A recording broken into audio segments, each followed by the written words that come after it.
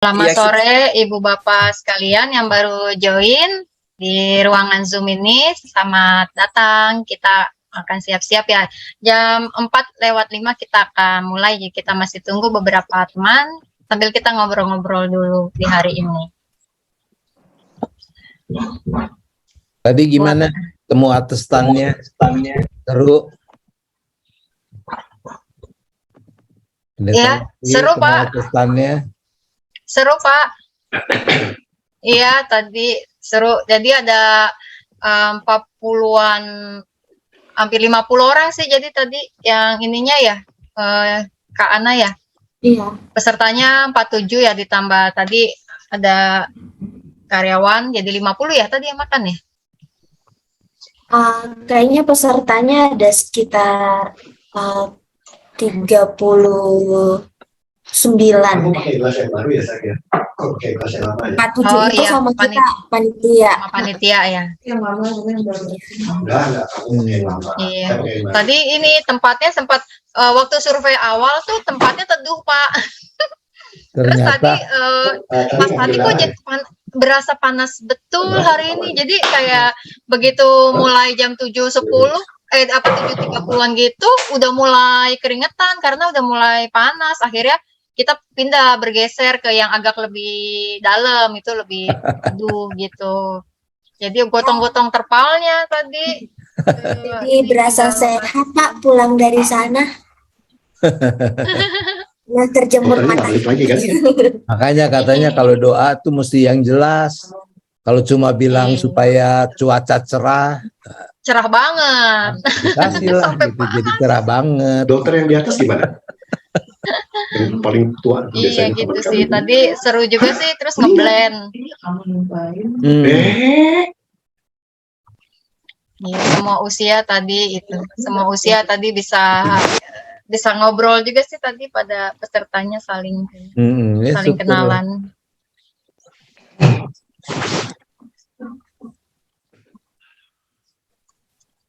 Mbak Robi ada yang mau di-share nanti Pak itu? Udah saya siap. bahan. Nah, Oh saya iya. tes dulu ya. Sudah saya kasih ke Ibu Novita juga. Nah, ini. Boleh dibagikan. Ke saya di WA belum Pak. Belum.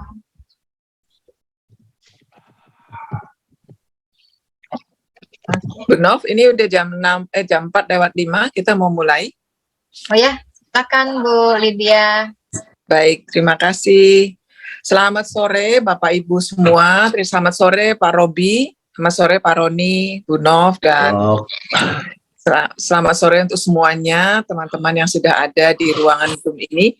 Saya ingin mewakili panitia Bina Aktivis ini mengucapkan selamat datang, selamat bergabung, dan semoga kita mengalami perjumpaan dengan Tuhan pada acara pembinaan aktivis pada sore hari ini. Kita sudah bersama dengan Pak Robi, bicara utama kita pada hari ini, dan saya ingin menyampaikan juga bahwa pada acara ini nanti akan ada tanya jawab. Jadi Bapak Ibu yang atau saudara-saudara semua yang punya pertanyaan berkaitan dengan topik yang akan dibahas hari ini, silakan mempersiapkan diri. Baik teman-teman, kita akan mulai dengan doa pembukaan yang akan disampaikan oleh Pak Roni. Sebelumnya kita akan menyanyikan satu pujian bersama-sama.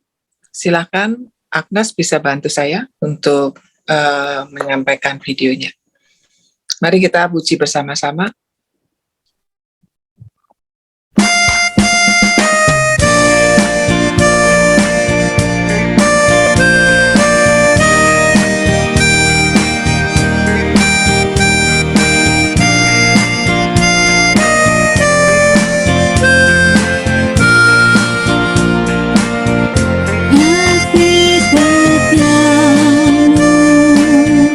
Sungguh lebih baik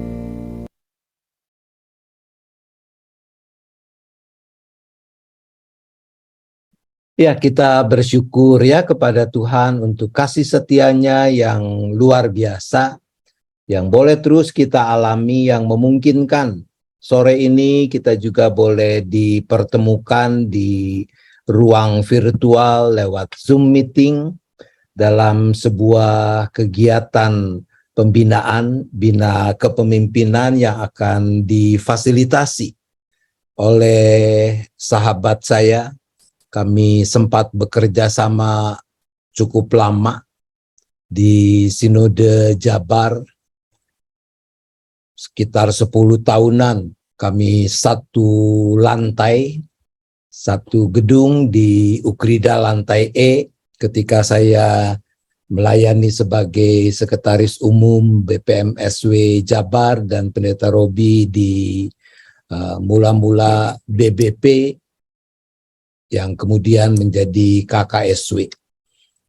Ada banyak hal kalau kita mau ngomong pencapaian-pencapaian yang Tuhan anugerahkan kepada Pendeta Robi, tapi anugerah yang terbesar adalah yang sedang beliau temani saat ini, yang sedang menjalani perawatan di rumah sakit, istri terkasih Ibu Yulia. Kita juga akan berdoa ya bagi kesehatan Ibu Yulia. Mari kita berdoa. Bapa di sorga, kami sungguh bersyukur karena seperti lagu yang baru kami nyanyikan, kasih setiamu lebih dari segala-galanya. Dan karena kasih setiamu jugalah kami dimungkinkan untuk bisa berhimpun di ruang virtual lewat Zoom meeting, ambil bagian dalam kegiatan bina kepemimpinan yang akan difasilitasi oleh hamba-Mu, Pendeta Robi Chandra. Ya Bapa, Engkau yang tahu persis keadaan setiap kami. Engkau juga tahu saat ini Pendeta Robi sebenarnya tidak fit betul, karena kelelahan yang ia alami, dan juga khususnya ketika pada hari-hari belakangan ini ia menemani istri terkasih Ibu Yulia yang sedang menjalani perawatan. Maka bersahati kami saat ini juga memohon campur tangan Tuhan. Kiranya Engkau sajalah dengan tangan kasih-Mu yang penuh kuat kuasa, yang boleh menjamah Ibu Yulia, juga Pendeta Robi.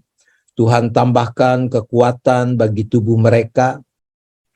Dan bagi Ibu Yulia, maka Tuhan Engkau juga yang boleh pakai para dokter untuk bisa memberikan diagnosa yang setepatnya, sehingga juga bisa memberikan upaya pengobatan yang terbaik.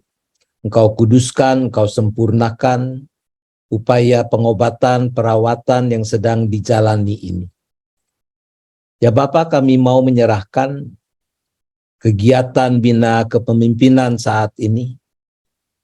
Kiranya Tuhan sendiri yang memampukan setiap kami yang ambil bagian untuk dapat berkontribusi sesuai dengan apa yang sudah Tuhan anugerahkan kepada kami, sehingga lewat ajang bina kepemimpinan sore ini kami dapat memperkaya satu dengan yang lain. Dan Engkau juga yang sempurnakan apa yang sebentar akan disampaikan oleh Pendeta Robi untuk memfasilitasi kami di dalam proses belajar yang akan berlangsung sore ini. Terima kasih ya Bapa. Kami memohon semua ini hanya di dalam nama Tuhan Yesus Kristus. Amin. Kepada Pendeta Robi, dipersilahkan waktunya. Shalom, rekan-rekan sekalian yang ada dimanapun juga, ada yang di luar kota juga mungkin di mobil. Ya, izinkan saya langsung sharing screen saja. dan lain-lain. Terima kasih untuk doanya bagi istri saya. Memang kami nggak cerita ke kayu putih juga, takut udah membingungkan karena sudah 2 bulan ini dia operasi 2 kali laser retina, lalu plus lagi akan 2 kali lagi. Ternyata ada hal baru gitu ya. Kesimpulan penyakit itu baru datang dan kita hargai kesehatan kalau udah sakit. Semua orang biasanya gitu. Nah, hari ini saya akan berbicara tentang kepemimpinan. Sederhana saja, saya mulai dengan, saya coba cek dulu apakah terlihat cukup baik ya. Nah, saya mulai dengan mengamati keadaan bahwa setiap kelompok manusia kayak gitu ya, muda kayak tua, selalu ada pemimpinnya gitu ya. Kalau Anda tahu nonton film ini Pitch Perfect 1, 2, 3, yang mana pemimpin yang mana bukan itu butuh waktu untuk kita membacanya. Ada satu yang bertindak mau jadi pemimpin, tapi nyatanya yang mengambil keputusan yang lain. Tapi tiap kelompok pasti ada pemimpinnya. Dimanapun juga anak SD ada pemimpinnya. Para pendeta juga ada pemimpinnya, emeritus juga ada pemimpinnya gitu ya, dan lain-lain. Tiap orang begitu juga. Nah, mengapa tiap kelompok ada pemimpinnya? Ini juga aneh ya. Anjing-anjing aja bisa ada satu yang disebutnya alpha male, pemimpinnya satu ya, dan lain-lain. Dan juga ada alpha female gitu katanya. Nah, ini juga semua mungkin tahu ini siapa nih ya, BTS gitu ya. Ya, ini wajahnya pria dengan, saya bayangkan ini pembersih bibir dan pembersih wajah dan pengecat rambutnya harganya nggak kalah dengan yang dimiliki wanita ini ya. Tapi pasti ada pemimpinnya juga yang membuat mereka bersama-sama sedikit banyak terinspirasi. Nah, saya ngajak dulu lihat satu kasus sebelum kita bicara kepemimpinan apa. Ini adalah cerita tentang Nehemia ya. Dikatakan di situ ada Nehemia adalah pada bulan Kislew tahun ke-20, kata Nehemia ini ketika aku ada di Puri Susan, Kislew itu sekitar Oktober gitu ya. Datanglah Hanani, salah seorang dari saudaraku dengan beberapa orang Yehuda. Nah, aku menanyakan mereka tentang orang-orang Yahudi yang terluput, yang terhindar dari penawanan dan tentang Yerusalem. Jadi Nehemia ini ada di Babilonia ya. Dia jauh lah, pokoknya sekitar Irak, Iran sekarang, jauh dari ini karena dia termasuk orang yang diangkut. Jadi orang zaman dulu perang, satu negara kalau diserbu, dikalahkan, tidak cukup hanya dihancurkan kota-kotanya, tapi caranya menghancurkan budayanya itu orang-orang yang pandai, para bangsawan diangkut, dipindahkan, disuruh kerja di negara asli asal yang menjajah, lalu dikawini, dihilangkan itu. Seperti orang Korea dilakukan itu, ditaruh ke Jepang, sehingga kalau ada pergi ke utara Jepang, ada orang-orang Jepang, namanya Korea, tapi udah nggak bisa bahasa Korea gitu ya. Dan itu di Jepang juga masih didiskriminasi. Nah, ini menarik sekali. Jadi Nehemia ini salah satu orang diangkut karena dia dianggap pintar, punya kelebihan. Karena apa? Sampai kerja di Puri.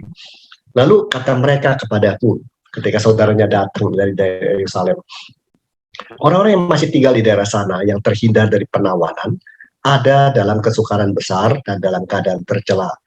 Tembok Yerusalem telah terbongkar, pintunya gerbangnya terbakar.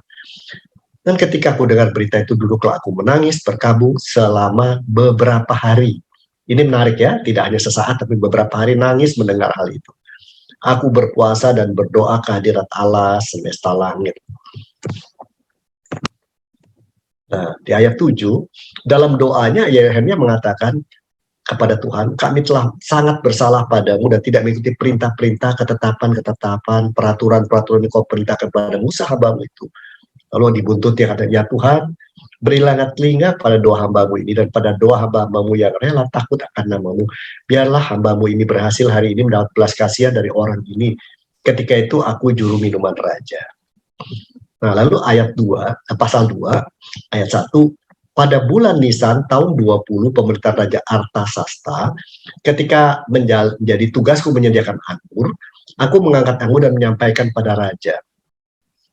Karena aku kelihatan sedih yang memang belum pernah terjadi di hadapan raja, bertanyalah padaku, mengapa mukamu muram? Walaupun kau tidak sakit, engkau tentu sedih hati. Lalu aku jadi sangat takut. Jawabku kepada raja, bla bla bla bla, mungkin Anda tahu ceritanya. Bagaimana kamu tidak muram kalau kota tempat kuburan nenek moyangku telah menjadi reruntuhan, pintu gerbangnya habis dimakan api. Lalu raja berkata kepadaku, ya, apa yang kau inginkan? Maka aku berdoa pada Allah semesta langit, kemudian jawabku pada raja, jika raja menganggap baik dan berkenan pada hamba-Mu ini, utuslah aku ke Yehuda, ke kota perkuburan nenek moyangku, supaya aku membangunnya kembali.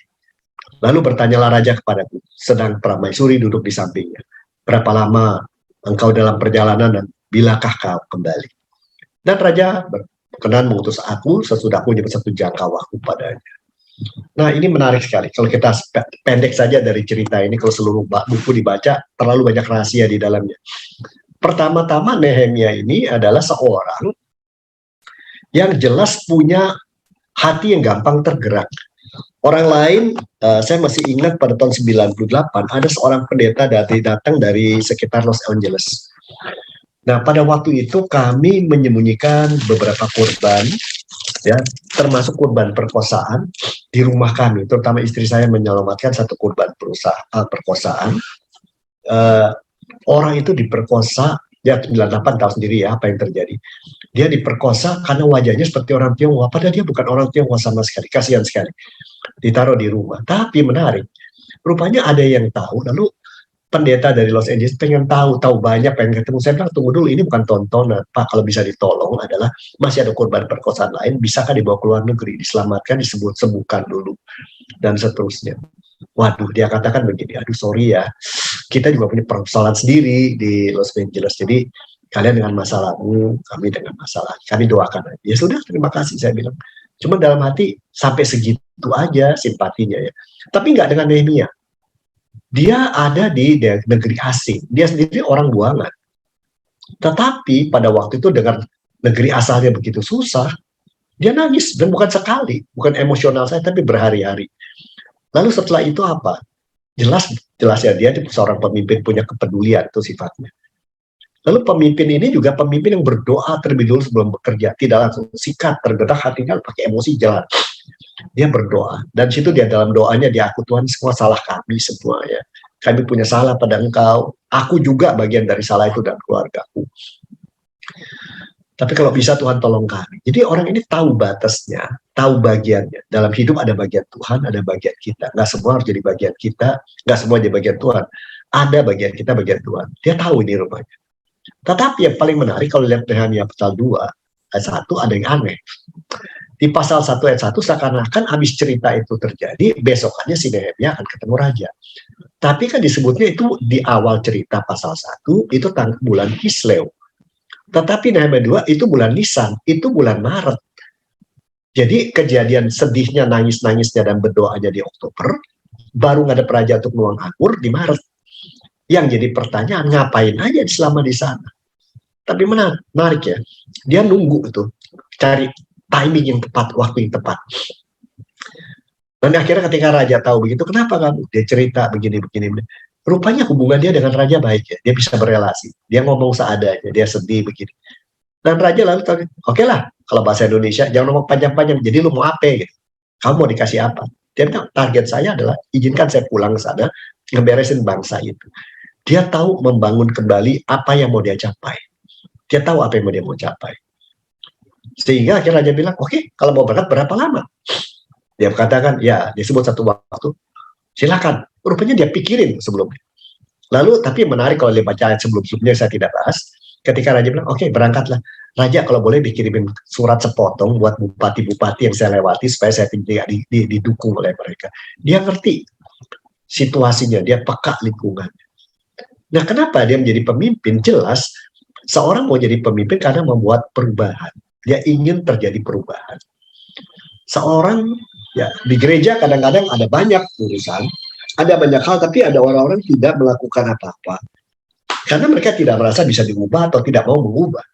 Tapi ada orang-orang di tengah sibuknya, kadang-kadang susah, sakit, tetap melakukan satu. Kenapa? Sebenarnya kuncinya satu.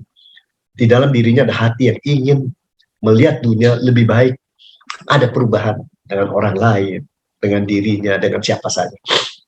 Ini terjadi dengan dia sudah cukup nyaman hidup dekat raja. minum anggur lagi dan lain-lain, tapi dia rela untuk siap ambil risiko meninggalkan istana demi perubahan tersebut. Jadi ini nanti buat kita perlu dicatat ya.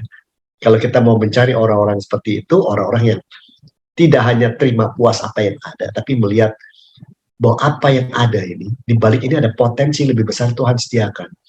Ada berkat-berkat yang mungkin kita nggak sadari dalam hidup. Kalau kita mau mengambil tindakan bersama Tuhan, ambil bagian kita, ada perubahan-perubahan, banyak berkat-berkat besar akan muncul yang kita nggak pernah perhatikan barangkali, gitu ya. Nah ini tidak mudah ya, ini tidak mudah. Nah ini menarik sekali. Nah jadi sekali lagi, kalau spiritual lalu dia punya kelebihan orang ini, hidupnya nyaman, tapi masih peduli orang yang susah. Lingkar kepeduliannya luas istilahnya. Lalu apa yang terjadi dalam hidupnya? Dia bicarakan dengan Tuhan. Dia tidak pendam sendiri. Dia juga sabar, ya, tidak mendahului waktu Tuhan. Lebih baik terlambat dengannya daripada kecepatan, gitu ya, dan seterusnya. Tahu apa yang jadi visi dan misi. Ya, dia menyiapkan diri. Tahu aturan dan tidak sok. Mentang-mentang ada power besar yang bisa secara langsung tidak. Nah ini nanti kemudian juga sangat membedakan fakta dan pendapat. Dia cek and recheck. Ketika tiba di Yerusalem, dia periksa itu tembok-tembok malam-malam itu ya. Nah, jadi kalau dilihat ini adalah menarik sekali. Ada hal yang paling menarik, kita lihat tafsiran sementara. Jadi ceritanya dimulai seorang jadi pemimpin karena mulai memiliki hati yang besar dan punya lingkar peduli yang besar. Hati yang melimpah dengan keinginan mengasihi. Ini beban batin dan kerinduan yang panjang. Ya, ini kita sebutnya hati yang peduli. Satu hati yang peduli. Saya kenal seorang ibu, seorang wanita. Dia memperkenalkan pada seorang wanita lain di Ambon. Wanita di Ambon itu sangat menarik. Dia mengajar petani-petani, pendeta-pendeta untuk nanam. Kalau di sini sebutnya haisom. Haisom itu apa ya? Tiram ya, tiram laut apa? Yang pokoknya mahal lah. Kalau di sini sekilo katanya 2 juta. Dia melatih orang di sana. Kenapa? Dia sendiri udah punya penghasilan besar, suaminya juga posisinya gede. Dia ingin rakyat tuh membudidayakan apa yang ada di sekitar mereka. Ini hati yang peduli gitu ya. Nah, hati yang peduli. Nah, ia juga bersedia sebagai pemimpin, bersedia bicara lebih dahulu dengan Tuhan untuk tahu apa yang perlu diubah. Nggak semua segala hal pada dunia kita bisa ubah tanpa kita mau merubah diri kita sendiri. Nehemia berkata di situ kan, Tuhan ampuni kami. Karena kami udah bersalah pada aku dan keluargaku juga ikut bagian dari bangsa yang mengabaikan Tuhan gitu ya, mendahulukan kepentingan kita. Jadi sangat menarik. Ada orang mau memimpin karena untuk mengubah dunia, mengubah ini begitu. Gak gampang loh. Anak saya pernah bertanya, Papa dulu impiannya mengubah apa? Ya saya punya impian mengubah Indonesia lebih memperhatikan orang muda. Terus saya pulang dari Amerika supaya orang muda tempat lebih banyak membuat pelatihan kepemimpinan anak muda. Lalu berhasil nggak Pak? Ya Tuhan yang tahu, ada yang berhasil ada yang enggak. Tapi setelah itu Papa apa yang mau diubah? Susah ya merubah Indonesia. Saya coba merubah gereja aja menjadi gereja yang orangnya satu sama lain lebih bersahabat, saling memperhatikan. Baru mikir gitu, pendeta Lina, pendeta Adi sudah bisa memformulasikan lebih baik sampai Kayu Putih mengadopsi suasana itu dan banyak orang tertarik ya. Ya saya bilang tapi saya ikut mendukung, nah itu bagus sekali yang muda-muda itu bikin gitu, maka kita bikin ya. Jalan, kemudian terpikir juga. Lalu setelah itu Papa bilang, saya mencoba merubah keluarga. Dan setelah emeritus ini yang saya ubah adalah apa? Posisi saya adalah direktur operasi GoClean, GoFood, dan Gojek Kayu Putih. Artinya kalau pagi-pagi saya clean, saya cuci piring, cuci dapur, dan cuci kamar mandi. Lalu siapin makan pagi, kadang-kadang juga buat cucu atau siapa saja, lalu kadang-kadang nganter-nganter makanan ke sana kemari. Nah, saya bercanda aja itu. Anak-anak kok bertanya, kenapa sih? Kok senang bener sih? Membenahi itu kok senang bener sih? Saya bilang enggak. Kadang-kadang kita ingin mau merubah banyak hal, tapi dalam hal kita bisa mensyukuri bahwa kita masih bisa ngerjain itu, dan apa yang kita kerjain itu juga ada manfaatnya, walaupun kecil gitu ya. Nah, kadang-kadang orang mau yang gede saja diubah, kalau yang kecil nggak mau, padahal yang kecil itu juga sangat berguna ya. Saya besar di Saparangudi, di Kelinci itu ada seorang kakak-kakak setiap pagi itu dia pakai absensi warga jemaat yang cetek dihitung. Itu ngapain sih hidupnya gitu? Terus begitu. Dan satu hari ya kedengaran suara itu lagi dan ternyata dia meninggal. Ternyata dia mahasiswa teologi ya, dulu 6 tahun ya, tingkat 5 nggak lulus. Maka dia keluar dan dia bilang, walaupun saya tidak bisa apa, saya jualan kue aja, tetapi saya tetap melayani Tuhan. Dan gak bisa melayani apa-apa, khotbah nggak bisa, ngajar nggak bisa, ya saya udah ngitungin warga jemaat sampai selesai. Buat kami itu sangat menginspirasi ya. Dia tidak cari yang luar biasa, yang hal kecil bisa dilakukan buat Tuhan. Jadi ini barangkali seorang pemimpin kalau Tuhan panggil seringkali hatinya kita jangan mau merubah keadaan dulu. Kita mesti belajar dulu, siap diubah dan lain-lain. Nah, Nehemia mengalami ini begini. Tapi kemudian juga dia menyiapkan diri dengan teliti dan sebelum bertindak. Berencananya bagus sekali dan pelaksanaannya baik sekali. Ini yang saya lihat dari cerita tadi. Nah, jadi gimana? Jadi kesimpulannya, seorang yang mau jadi pemimpin tidak hanya menjalani tugas, tapi ingin berdampak. Ya, kalau buat saya pikir siapa sih orang pemimpin paling sejati di rumah? Seorang ibu. Seorang ibu dari mulai melahirkan bayinya itu hak Tuhan buat dia. Dia pasti langsung segera di tengah luka, di tengah pedihnya, di tengah lelahnya, ya, dia masih peluk tuh anak, menyusui. Dan bagi bapak-bapak yang belum tahu, menyusui pertama kali itu bagi seorang wanita sakit sekali gitu ya. Yang saya ingat pengalaman itu sakit sekali gitu ya. Nggak tahu kenapa itu nipple gitu. Saya nggak ngerti, saya nggak pernah ngalami sih. Tapi berapa kali saya kasus-kasus begitu, atau apalagi saya pernah kerja di rumah sakit. Oh, ini kami pria kurang mengerti ya, ibu-ibu itu begitu. Tapi dia tidak hitung waktu, tapi dia punya impian. Kalau udah besar anak saya biarlah jadi ini. Dia punya rencana. Dan pemimpin yang baik, seperti orang ibu, adalah membuat rencananya tercapai. Ibu saya juga gitu. Sekolahan sih tidak sekolahan ya. Dia S3 ya. S3 itu SD nggak pernah, SMP nggak pernah, SMA nggak pernah. Tapi rencananya anak-anaknya menjadi insinyur. Insinyur artinya apa, mah? Orang yang bikin jembatan. Dan dia berhasil dengan saya. Saya coba bikin jembatan ke surga. Nggak tahu orang mau naikin apa enggak. Gitu. Kemudian adik yang kedua bikin jembatan untuk, ya sama lagi, apalagi dia yang ketiga bikin jembatan dunia musik. Dan sekarang kelihatannya mulai khotbah. Gitu. Menarik sekali ini. Nah ini seorang ibu bisa membuat banyak rencana muncul dan tercapai. Tapi bukan hanya itu. Apa yang dibuat oleh seorang ibu? Dia bikin rencana hari ini saya masak ini, beli makanan ini. Bukan hanya mencapai masakan itu, tapi memberi manfaat dari apa yang dia capai. Apa yang dia bikin memberi manfaat buat orang. Tetapi orang di luar lingkungannya jadi terinspirasi gitu ya. Ya seperti si kakak di Gajah Kelinci itu. Rencananya adalah tiap minggu orang terhitung dengan tepat. Dan itu dia capai. Tapi bukan dicapai. Manfaatnya apa? Jadi jemaat tahu pada bulan apa jemaat akan pada keluar kota, pada libur, pada bulan berapa jemaat paling banyak gitu ya. Dan orang jadi tahu sama kok Kelinci rapi banget hitung-hitungannya gitu ya. Karena satu orang yang memulai. Nah ini menarik. Juga seorang ibu seringkali begitu. Nah ini kita lihat ya. Di gereja juga banyak orang-orang seperti ini. Dia katanya hanya hal sederhana. Ya. Tapi bukan hanya rencananya lalu apa yang itu tercapai, tapi memberi manfaat dan orang di luar lingkungannya terinspirasi.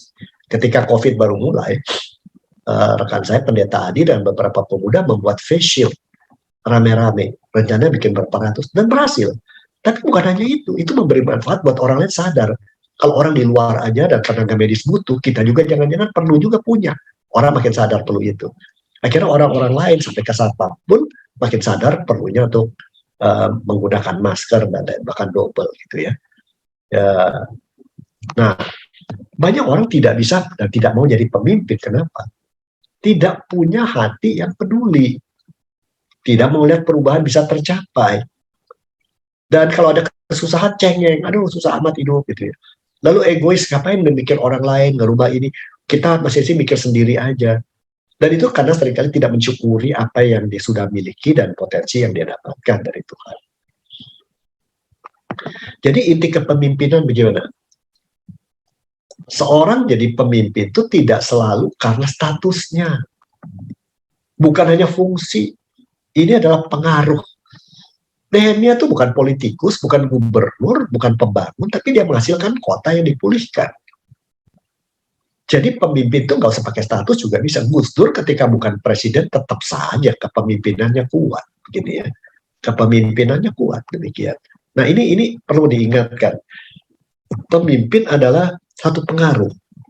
Dan orang nggak usah pinter bisa berpengaruh. Orang sederhana pun bisa berpengaruh. Orang yang seadanya pun, orang yang cacat saja bisa, apa yang berkebutuhan khusus bisa berpengaruh gitu ya. Dan lain-lain. Anak saya yang paling besar, aduh dia pembaca buku yang pengetahuannya luas, bahasa Inggrisnya baik. Yang kedua, pergaulannya luar biasa. Dan selalu nggak bersaing dengan kakaknya. Yang paling kecil, lahir paling belakangan gitu. Dan nah ini si kecil banyak diam lihat kakak-kakak. Satu hari ketika kami pulang dari perjalanan, semua bersepakat makan. Ya oke, kita ke arah Kelapa Gading lah. Mau makan apa? Yang satu bilang, saya nggak makan kalau nggak ada steak. Yang itu nggak makan saya kalau nggak ada ikan. Yang satu ini banget. Dia dengar, mama mau makan apa? Papa mau. Terus si kecil tanya gini. Jadi si papa maunya apa aja boleh. Mama mintanya ada sayur. Si Cece maunya begini, kok begini. Udah, saya usulkan tempatnya ini atau Pujasera. Semua nurut, benar juga kata dia. Apa kelebihan dia? Dia bisa merangkum pendapat-pendapat keinginan orang dan bisa mencari jalan keluar. Nah, padahal dia anak paling kecil sampai sekarang, ya. Soal penggunaan energi yang terbarukan, soal pengobatan, soal bagaimana menata keuangan, kami nggak begitu pintar. Semua dia yang ngaturkan semuanya. Si kecil bukan yang paling besar. Padahal kakak-kakaknya pendidikan lebih tinggi dari dia. Ya. Apa kelebihan dia? Dia pendengar yang baik, pengamat baik, dan pembuat penyimpulan yang baik gitu ya. Tapi diam-diam pergaulannya luas. Jadi bukan status ya, bukan karena pendidikan tinggi, bukan. Ada banyak hal seorang pemimpin harus punya kelebihan. Jadi seorang bisa jadi pemimpin kalau apa? Dia memiliki kelebihan. Kalau tadi dia kelebihannya suka mendengarkan orang dan mengamati. Terus karena itu dia suka mendapatkan kepercayaan. Karena orang lihat, oh dia punya kelebihan ini ya. Dan karena itu dia diberikan kepercayaan, dia bisa menggunakan pengaruh itu. Jadi mungkin dapat status atau apa. Ini berkali-kali. Ini berkali-kali seperti demikian. Nah, yang sekali lagi, pemimpin juga, bila Anda dipanggil jadi pemimpin, Anda dipanggil untuk menjadi inspirasi buat orang lain. Bukan hanya sekadar target tercapai, program tercapai. Hasilnya, kalau hasil memang perlu. Ada program kegiatan pelayanan, ada suasana dan sistem organisasi yang berhasil. Itu penting. Tapi bukan itu harus ada manfaat. Buat apa itu semua? Supaya makin banyak orang ikut mengalami perubahan seperti si pemimpin, dan sebagai anugerah Tuhan lebih penuh gitu ya. Yang tadinya nggak ada gitu ya, manfaat. Dan kemudian ada dampak nggak? Harus ada dampak. Orang lain dan masyarakat menghargai dan terinspirasi meniru kita. Nah ini yang barangkali yang seorang pemimpin lihat. Nah, jadi gimana proses memimpin? Caranya macam-macam, tapi secara umum pemimpin harus orang lihat kelebihan, dia punya impian lebih besar dari orang. Kalau orang sekedar ya udah kawin, makan, punya anak, punya rumah, ini enggak. Impian saya lebih besar. Saya ingin lihat perubahan lebih baik. Seperti Nehemia, bukan hanya hidup, bukan lebih. Lalu dia bisa berelasi. Seperti Nehemia bisa berelasi dengan raja, kemudian dengan lagi bawahannya, bahkan ketika dihina, digosipi, dia tenang dengan dirinya. Bisa mengimplementasi juga rencana-rencana kerja dia. Kalau ada masalah bisa kasih solusi. Kalau ada tim kerja, dia mengedukasi timnya.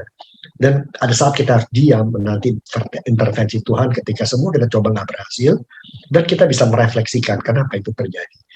Catatan, tidak selalu kalau kita melayani Tuhan, apalagi di gereja, apa yang kita inginkan tercapai, apa yang kita pikir baik buat gereja dan Tuhan tercapai.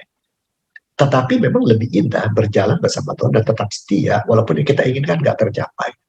Dengan keyakinan waktunya belum tiba. Mungkin nanti orang berikutnya mengulang dan lebih baik hasilnya. Nah, kira-kira demikian. Inilah beberapa yang saya katakan pemimpin. Tiap orang bisa sebenarnya punya impian lebih, ya. Bisa berelasi, implementasi solusi dan seterusnya. Nah, jadi di gereja pemimpin butuh kelebihan apa sih?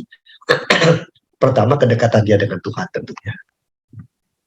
Orang yang dekat dengan Tuhan tuh sering bisa seadanya dengan Tuhan, sering dibuat takjub oleh Tuhan, tapi terutama merasa aman tentang diri. Apapun terjadi, ya will be okay lah.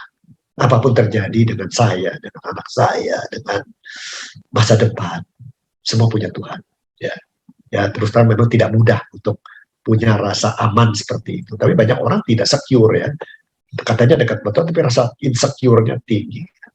Kemudian seorang yang sungguh-sungguh punya kelebihan seperti itu akan kelihatan banyak kebiasaan-kebiasaan perilakunya kentara berubah.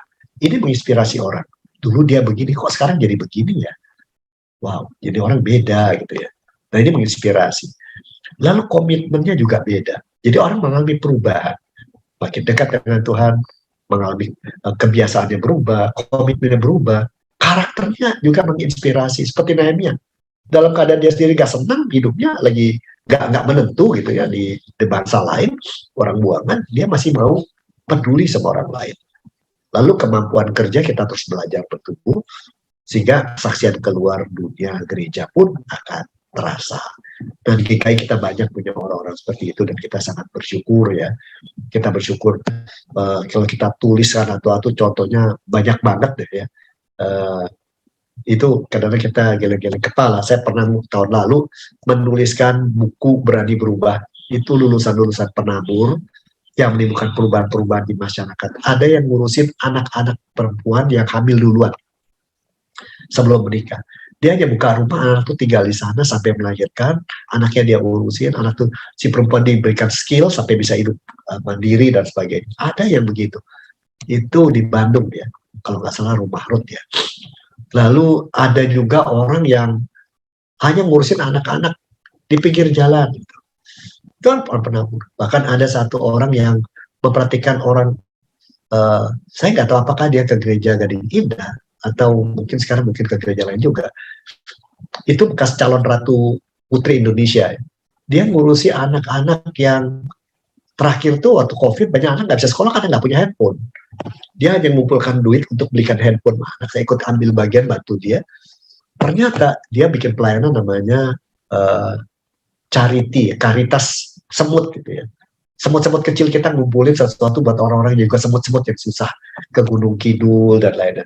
Itu luar biasa ya. Itu mungkin Anda tahu di sini namanya kotak saya nggak jalan.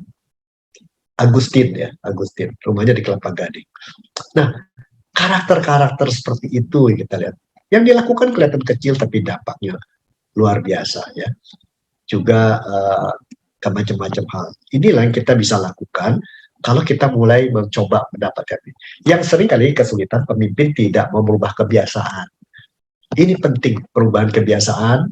Sepanjang melayani orang, selama melayani, kita akan belajar banyak. Ya. Saya selalu bercanda, istri saya sekarang ini adalah istri keempat. Istri pertama saya anaknya pendeta Clement, namanya Yulia. Itu orangnya lucu, imut, dan saya sayang benar sama dia juga sayang benar sama saya. Itu istri pertama saya, itu Kami Sanjung. Ya. Istri kedua, itu kemudian hilang. Istri kedua, namanya Yulia juga, orangnya sih sama gitu ya. Tapi jadi istri kedua, dia adalah wanita yang punya 2 anak, galak kan, ngomel dulu. Taruh handuk jangan dirajang, nanti basah. Nah, itu. Terus istri yang ketiga, ketika dia udah itu 40, itu anaknya udah gede-gede, dia dapat ngajarin orang, dia dapat counseling, dan hidupnya dengan sign and wonder. Sign credit card kita yang wonder bagaimana bayarnya, tapi menarik ya, bantuin orang dulu gitu. Sekarang istri keempat, dia dirawat terus. Maksudnya apa saya bilang? Istri keempat, istri kita harus rawat. Yang pertama kita sanjung, kedua kita hamili, barangkali ketiga kita jabat. Maksudnya adalah sepanjang hidup, di tengah keluarga kita juga berubah. Kita juga mau dipimpin secara berubah oleh Tuhan. Kita juga di gereja juga akan berubah. Nggak bisa dengan itu-itu aja. Kalau itu jadi repot. Nah ini barangkali hal yang paling penting. Jadi sebenarnya paling indah itu ketika kita mau memimpin, bukan untuk dapat status, tapi untuk melakukan perubahan. Sebenarnya kita sedang minta Tuhan mengubah kita, dan dampaknya kita yang paling banyak diberkati. Walaupun kata orang gagal ya secara manusia. Nah bagaimana untuk terapannya? Untuk mengetahui berapa kepedulian kita, berapa besar sih pada dunia sekitar, itu kan penting tadi pedulian. Coba sering kita bicara, apa yang paling sering dibicarakan sehari-hari sih di hidup kita saat ini? Soal apa? Ya. Kalau istri saya bolak-balik ngomong saya tentang dia dipukul sama suaminya, dia kok dibentak sama suaminya kayak mau bercerai, dia tertekan. Saya tahu dah. Saya bilang gini dah, kalau kamu bisa sehat, yuk kita bikin counseling center khusus untuk broken family atau bukan relationship. Itu adalah hatimu di sana dan beberapa temannya sama. Kenapa udah daripada kerja dari rumah, nanti pergi sana, pergi sini, udahlah bikin kantor aja. Nanti percaya Tuhan akan kasih tempatnya. Dan butuh Indonesia itu. Ya bukan untuk cari uang, untuk sekedar ada pelayanan. Gitu. Nah, kepedulian utama di gereja juga kita tanya, apa yang buat Anda saat ini yang menjadi kepedulian utama bagi Anda di gereja? Tolong dipikirkan gitu ya. Kalau saya sih tahu, saya ingin lihat gereja banyak kelompok-kelompok life group istilahnya ya. Kumpul 7-8 orang ngomongin satu topik, lalu nanti ngomong satu topik lagi. Bukannya sinambung, kadang-kadang tergantung khotbahnya hari itu, wah ini khotbah perlu dibicarakan lebih lanjut, ayo kita kumpul gitu. Saya sih rindu itu gitu ya. Nah, lalu coba rumuskan impian Anda, peran Anda di masa depan dalam pelayanan gereja apa? Nah, kita caring itu jangan hanya mikirkan diri. Ini lihat foto sebelah kiri. Ya. Anak yang cuma punya kaki itu masih bisa nyuapin anak yang lengkap badannya. Karena dia peduli. Nah, ini kita bisa seperti ini juga.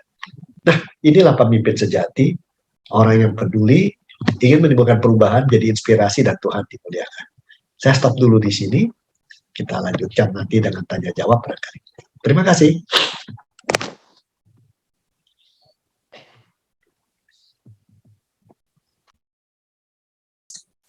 Terima kasih.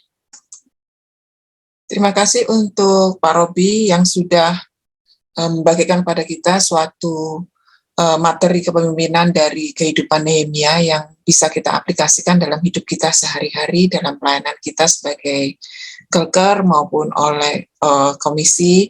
Kami sangat berharap, saya sendiri secara pribadi sangat terberkati dengan apa yang disampaikan oleh Pendeta Robi pada sore hari ini.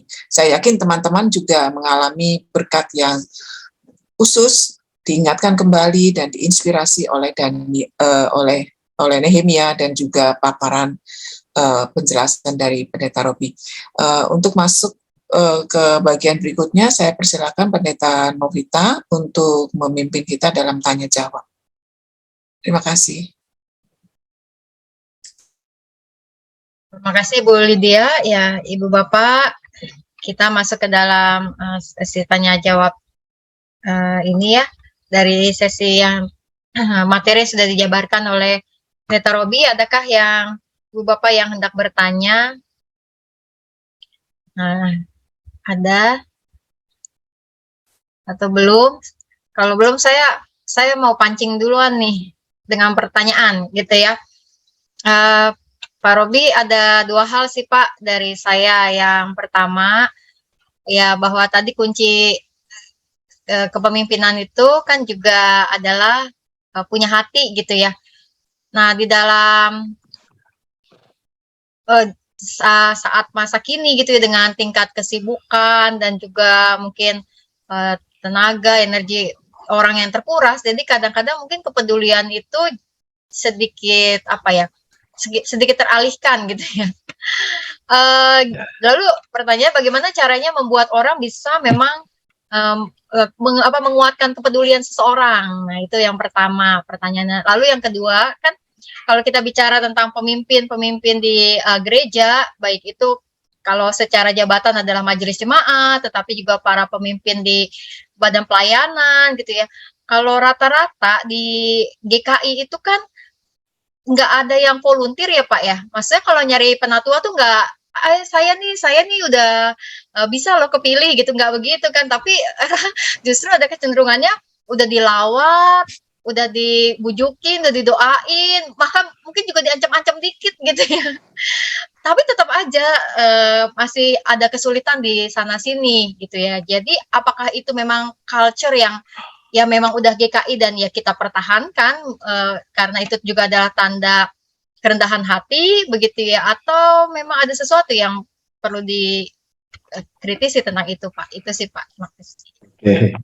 Yang pertama, bagaimana meningkatkan kepedulian ya. Saya bisa menyampaikan barangkali dengan satu gambaran sederhana aja. kalau kita menghitung banyaknya berkat yang sudah Tuhan berikan pada kita dan kita alami, lalu kita mengenali juga ada banyak berkat yang orang lain juga bisa alami tapi dia tidak dapatkan, bukan karena tidak ada gitu ya, tapi karena dia tidak sadar gitu. Jadi misalnya gini, saya tuh masih muda tuh termasuk orang yang sangat mudah minder gitu ya. Ini karena dibesarkan dengan keluarga-keluarga, saudara sepupu yang orang tuanya secara ekonomi sangat bagus gitu ya. Lalu anak-anak tuh dileskan musik, sedangkan saya dibesarkan di pinggir Jakarta mulu. Gitu. Orang tua pindah-pindah di pinggir Jakarta, istilahnya anak kampung lah. Teman saya tuh anak kampung semua. Jadi main anak kampung dan keuntungannya satu, ya. Nggak ada Tionghoa, siapa yang nakal kita pukul. Itu kalau anak-anak yang anak gendongan kan takut tuh kata anak kampung, kita sih nyata kan siapa aja karena kita udah terbiasa, makan kita ngetokin kepala orang gitu. Nah, yang paling menarik adalah saya minder sekali gitu ya. Waktu itu dengan saudara-saudara, kalau Natal ketemu semua dikasih hadiah, kok saya enggak gitu ya. Satu suruh main piano, main klarinet, Robi bisanya apa gitu ya. Bisa ini nggak dangdutan apa-apa katanya. Cuman digituin kita direndahkan gitu ya. Nah, tapi dan itu mewarnai cukup lama kehidupan saya umur 20-30-an. Ya kalau nggak kenal Yulia mungkin lebih parah lagi. Ya.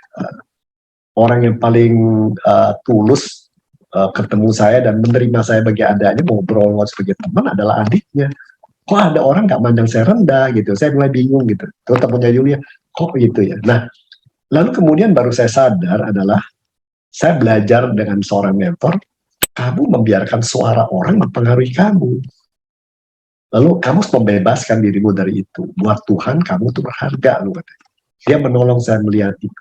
Lepas kamu berapa duitmu, berapa pendidikanmu, kamu gereja di mana, kamu berharga buat Tuhan. Matamu tuh harganya berapa gitu. Waduh, mulai mikir dia. Nah, saya udah bebas dengan itu ya. Kemarin ketemu juga dengan tokoh-tokoh Asia yang terbaik plus dari tokoh-tokoh Amerika di Filipina. Waduh, orang hebat semuanya.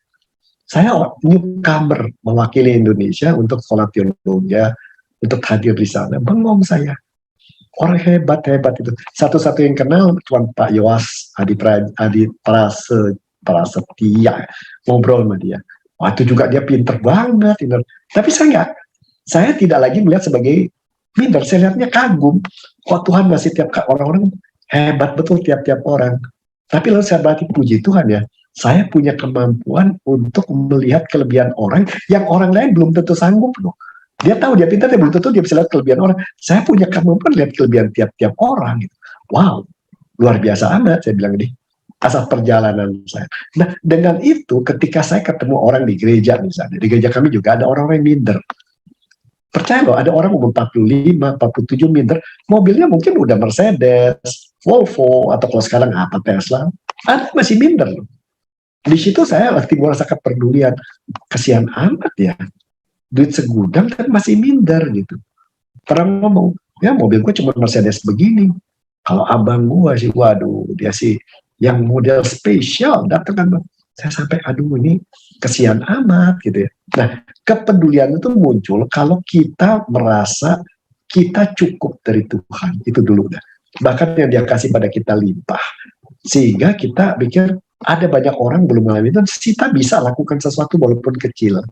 Karena itu kita juga harus membatasi diri, jangan peduli segala hal. Segala satu kita boleh peduli, tapi kita harus doakan dulu, jangan segala peduli langsung kerjain semua, teruruk gitu. Nanti kita nggak bisa ngapa-ngapain. Itu barangkali PR pertama.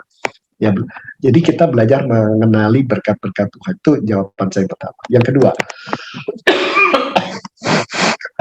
kenapa orang di gereja GKI sungkan kalau dikasih posisi ya. Lain kalau di gereja lain bahkan mempromosikan diri supaya dapat posisi. Sama juga kemarin dalam beberapa pertemuan di beberapa tempat saya ditawarkan macam-macam. Cenderung kita sih enggak deh, jangan gue deh gitu ya. Jangan gue ada umur begini, orang lain aja deh yang lebih muda atau apa begitu. Nah, padahal jabatan-jabatan yang terhormat segala macam. Itu ada sesuatu bagusnya ya. Bagusnya pertama kita tahu bahwa ketika kita terima satu itu serius, bukan main-main. Itu sisi bagusnya orang GKI itu ya. Yang paling cilaka adalah orang dari masuk dari gereja lain ke tengah GKI, nggak tahu urusan, beberapa tahun aktif, kemudian ditawarin apa, belum ditawarin, kalau bisa saya jadi ketua majelis. Padahal dia belum tahu apa-apa gitu ya, dia nggak tahu beratnya kayak apa tugas gitu. Nah itu yang kita bagus sih itu. Tapi yang kedua, ada dugaan saya juga, kalau lihat di berbagai gereja lain di luar GKI, GKI itu jumlah aktivis dibandingkan warga jemaat nggak seimbang gitu loh. Jadi kalau misalnya Kayu Putih 4.500, kalau dikumpulkan semua komisi, badan pelayanan, segala macam itu saya yakin nggak sampai 200 deh. Nggak sampai 200 yang betul-betul aktif gitu ya. Mungkin yang dalam nama sih 300 itu. Nah itu beda kalau kita lihat gereja-gereja tertentu yang disebut apostolik modern. Itu gereja gitu karena berpusat pada sel-sel, 7 orang ada pimpinannya. Jadi ketika orang diangkat jadi pemimpin, dia beban tugasnya nggak segitu berat. Itu karena dia hanya terbatas gitu ya. Makin ke atas pun dia nggak semua mesti dipikirin gitu ya. Karena sudah banyak yang mikirin, keterlibatan orang lebih banyak gitu. Engagement orangnya lebih banyak. Di kita itu sangat tertumpu pada orang-orang yang kalau di majelis ada pendeta, mungkin ada 3-4 orang yang paling setia gitu ya. Kalau majelis 30, 3-4 orang yang paling setia udah berapa ini. Lalu ada lagi lapis kedua yang setia tapi hati-hati. Lalu ada juga yang newcomer dan lain-lain. Nah, kita itu barangkali itu dugaan saya ya. Tapi kemungkinan lain juga satu, kenapa orang tidak berani ambil itu? Karena merasa tidak tahu dengan jelas tugas saya di sana apa. Enggak, kita tahu, kita udah ngalami, tapi kita tidak cukup jelaskan sampai mereka rinciannya apa, tanggung jawabnya apa, haknya apa, kesulitannya apa. Dan kita nggak berikan pada mereka penjelasan, kamu akan dilatih dulu ini untuk melakukan itu.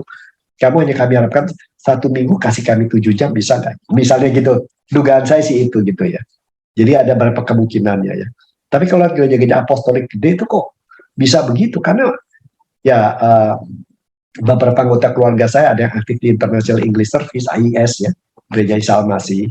Ada juga yang aktif juga di kayak Saat Central Ministry, dan itu mereka pemimpin itu nggak terus-terusan 2 tahun, berganti, cepat bergantinya gitu ya. Kalau kita kan pemimpin paling kurang 2 tahun, 2 tahun berarti 2 kali 2 turun 1 tahun dan panggil lagi. Itu yang membuat orang takut, aduh sekalinya masuk ke sana keseret nggak bisa keluar lagi, mendingan jangan katanya. Nah dugaan saya di situ. Jadi PR kita dari gereja menjelaskan apa yang kamu bakal dapat dalam memimpin. Selama memimpin itu kamu dapat teman, kamu kan dibimbing, mestinya ada mentor satu ya, dilatih dulu. Kami harapkan kamu sekian jam. Tapi satu lagi orang, kami tidak ngarepin duit loh dari kamu. Kadang orang mikir kalau gue jadi maju, kan kasih persembahan paling gede daripada orang lain. Sedang bisnis saya lagi nggak bagus barangkali. Nah itu barangkali kemungkinan juga ada. Kira-kira begitu dugaan saya. Ya, Ya, baik, Robi, terima kasih.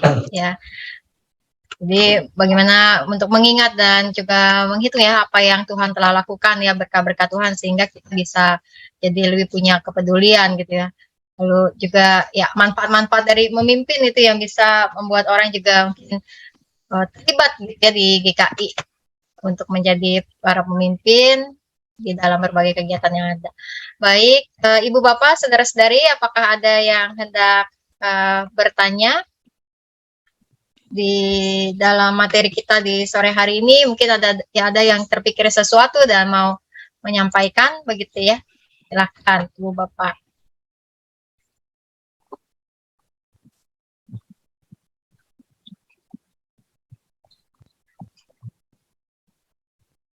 Ya, jika belum ada, kita mau masuk ke dalam diskusi, Bu Bapak, diskusi kelompok. Cuma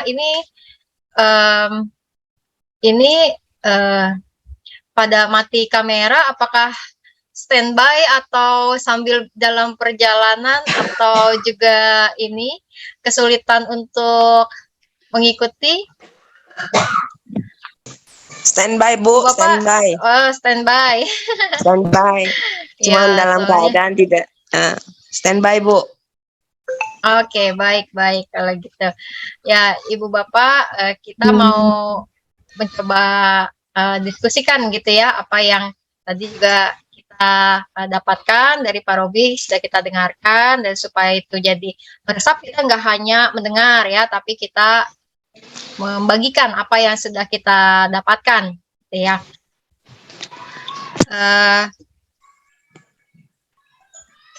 Atau boleh saya lempar Ini pertanyaan? Boleh Oh nggak iya, saya iya, lempar boleh, Pak pertanyaan Robi. untuk dijawab ya? Boleh. Pertanyaan pertama ya, saya bagikan aja. Dari pengamatan saya 2 tahun terakhir ini sifat asli orang dan kualitas imannya kelihatan banget deh. Nah, sifat asli orang dan kualitas imannya kelihatan dalam 2 tahun terakhir ya. Saya punya pengalaman teman-teman ya, yang biasanya tiap tahun dia punya untung bersih itu 9 miliar. Sekarang turun menjadi 4 miliar. Kayaknya hidupnya udah stres gitu ya, udah kayak pengen mati, padahal anak udah di luar negeri semua, di luar negeri masing-masing udah punya rumah, kayaknya udah jadi miskin banget, padahal nggak punya utang, nggak punya apa. Kalau saya dikasih 4 miliar net profit after tax tiap tahun, bisa-bisa saya kelayar keluyur sama Ayu Ting Ting, sama Gisel, dan lain-lain ini. Jadi ini itu orang nggak bisa bersyukur gitu. Nah, saya kira pada saat ini banyak orang-orang yang istilahnya apa ya, di tengah dunia yang tidak pasti itu tahun 2024, kemungkinan inflasi tahun depan, ketahanan pangan, orang yang istilahnya mental health-nya nggak sehat ya. Kesehatan mentalnya tuh nggak bagus, itu tertekan. Nah, maukah Anda diskusikan itu, apa yang kira-kira kalau dalam kondisi itu ada di gereja kita, apa yang kita bisa lakukan buat mereka selain mendoakan ya. Bukan saya nggak percaya kuasa doa. Itu satu pertanyaan pertama. Kelompok mana boleh milih dah itu. Yang kedua, yang kelihatan pada saat ini. Pada saat ini saya kira banyak orang tua merasa gampang menghadapi anak-anak remaja ya. Dia udah kebiasaan sekolah dari rumah. Di sekolah lagi kembali ke sekolahan, kalau boleh sih mintanya 2 hari aja, 3 hari di rumah, 2 hari di sono gitu. Sebab kalau sekolah di rumah kan enak tuh, study from home. Jam 7 baru kuliah, jam 7 kurang 5 baru bangun dia. Langsung kucek-kucek mata duduk di depan komputer sampai jam 9 gitu. Nah, ini orang tua juga bingung ini ngadepin anak ke depan, dan anak jadi banyak main game, main apa. Apa yang gereja bisa lakukan ngadepin orang-orang tua yang bingung ini dan gak punya teman ngomong begini ya. Dan ketiga adalah, kalau mau jujur saja, persoalan benturan keluarga ya. Kayaknya banyak banget ya, yang dari udah dua-duanya nggak mau ngomong, sampai pisah tempat tinggal, sampai memikirkan bercerai. Padahal saya bercanda sama istri saya, kalau kita gara-gara soal itu bercerai, kita udah 25 kali bercerai. Kalau menurut kami sih nggak ada isu sebenarnya, nggak ada masalah gede. Cuman entah kenapa jadi gede gitu. Apakah itu ada buat Anda merupakan satu yang harus kita pedulikan apa enggak? Adakah satu yang bisa dilakukan? Itu sih duga. Itu lempar. Ini boleh dilempar, kalau mau dibicarakan boleh, kalau mau bicara hal lain silakan. Terima kasih.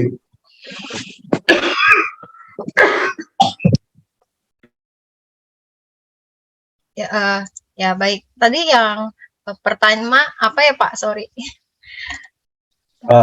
Yang pertama itu adalah masalah orang-orang yang tertekan ya, merasa tidak pasti, ketidakpastian itu besar, sehingga mereka ngomong sama pendeta malu, diem sendiri nggak tahan, karena nggak mau ngomong pasangannya, tapi pokoknya secara kesehatan mental nggak bugar lah gitu ya, diam-diam itu. Nah ini apakah menurut pendapat kita zaman sekarang lagi banyak nggak, apa yang bisa kita lakukan di gereja?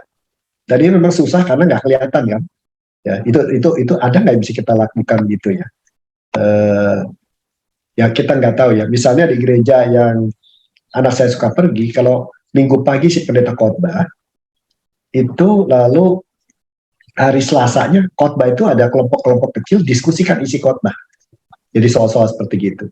Lalu tiap pagi si pendeta ngirim satu ayat lanjutan, melanjutkan ayat yang kemarin, tolong ada renungkan ayat ini. Jadi khotbah seminggu tuh disambung gitu ya, walaupun nggak banyak, pendeta cuma ngirim satu ayat aja gitu. Tapi itu berguna banget deh.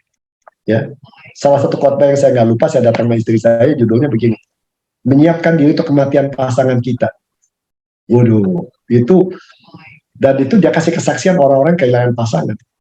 Itu setelah itu kami berdua tuh kepikiran terus loh. Itu khotbah terbaik yang saya pernah alami, karena setelah pulang istri saya pegangin tangan saya terus-terusan gitu. Tadinya nggak mau pegangin, sekarang dia pegangin gitu. Nah ini terus namanya, lu dulu pulang atau gue dulu pulang? Kalau gue dulu pulang, lu sama siapa? Kalau lu pulang dulu, gue sama siapa? Nah ini membuat khotbah itu mendarat, dan akhirnya kita makin menyadari pasangan itu punya Tuhan. Gitu.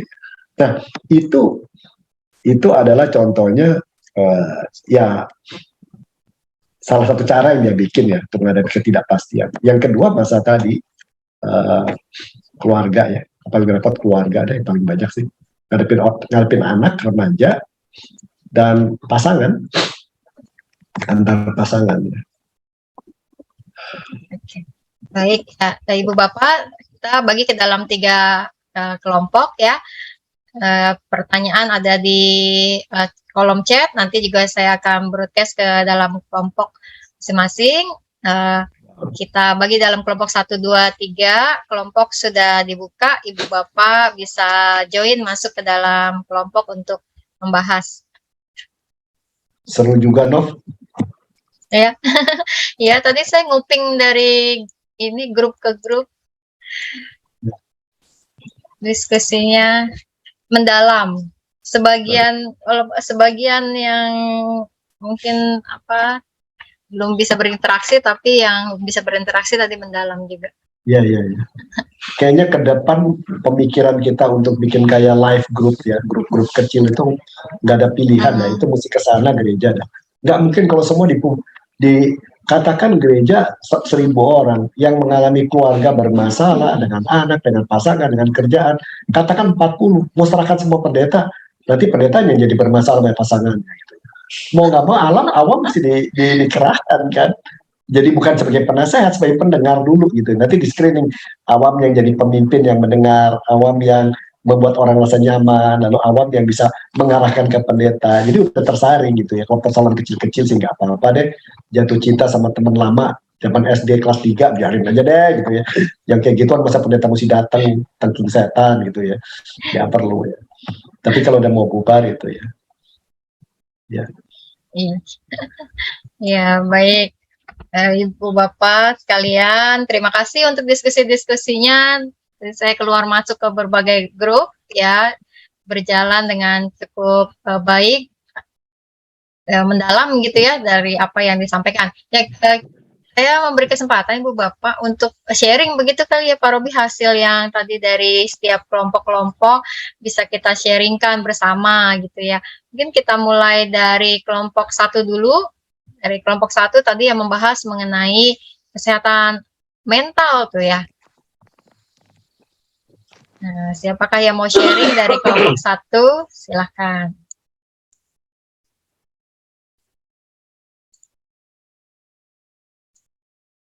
Ini kayak anak katekisasi deh kalau ditanya Pak Roni mesti ada tembakwati. Apa istilahnya Pak Roni? Relawan. Ada relawan, kalau nggak ada paksawan. Oh, paksawan. Mesti paksawan dan paksawati. Anak yang Ibu Bapak ya. Oh, Oma. Ya, Oma. Anak yang mewakili kelompok 1. Oh. Oma dengan sukarela menunjuk anak. Oke, jadi saya paksawannya nih ya.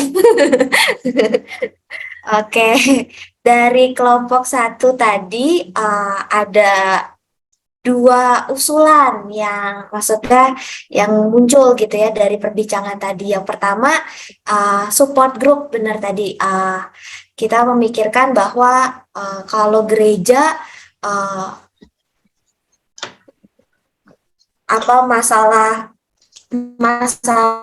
mental health ini kan nggak semua orang mau dengan mudah bercerita atau bahkan bingung mau cerita ke siapa gitu. Maka tadi ketika bicara soal mental health, support group itu menjadi satu jawaban, terutama ketika support group itu memberikan ruang yang nyaman dan aman gitu ya. Jadi bagaimana membangun support group yang sebenarnya saling mendengarkan cerita tanpa harus menghakimi atau menasehati. Karena tadi di kelompok kami semua menyadari bahwa setiap orang tuh kalau dengerin cerita orang pengennya nasehatin gitu ya. Tapi ternyata untuk menghadapi mental health itu orang hanya ingin didengarkan bahwa dia punya masalah dan dia tahu bahwa masalah yang dia hadapi tidak hanya dia hadapi sendirian.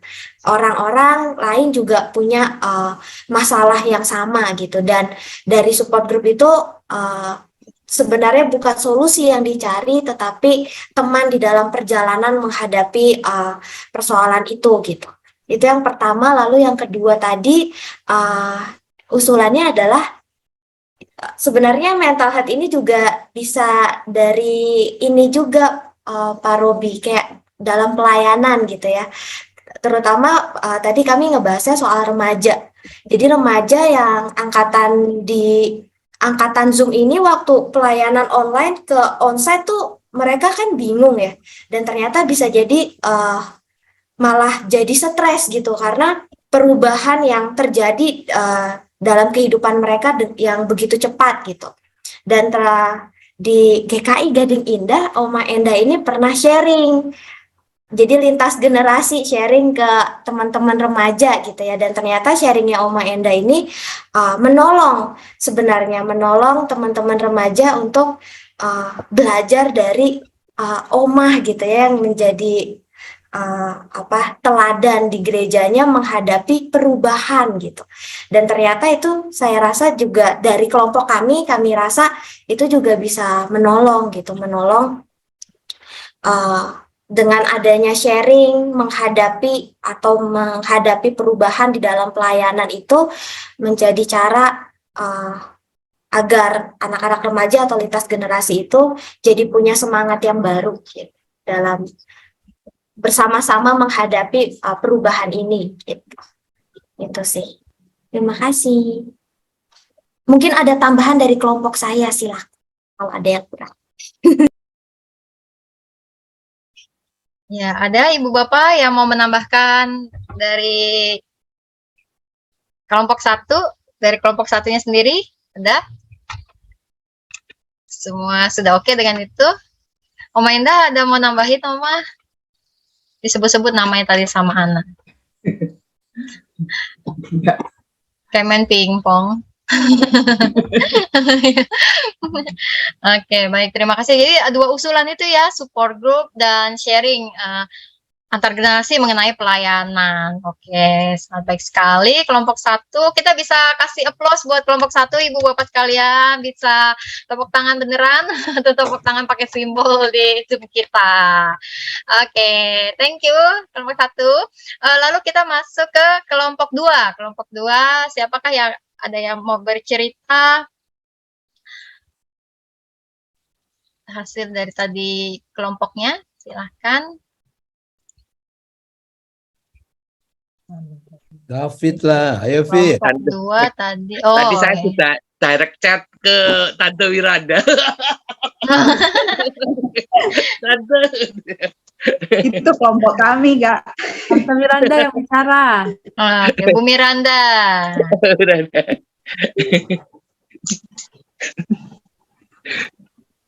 Mana Tante Miranda? Tante Miranda.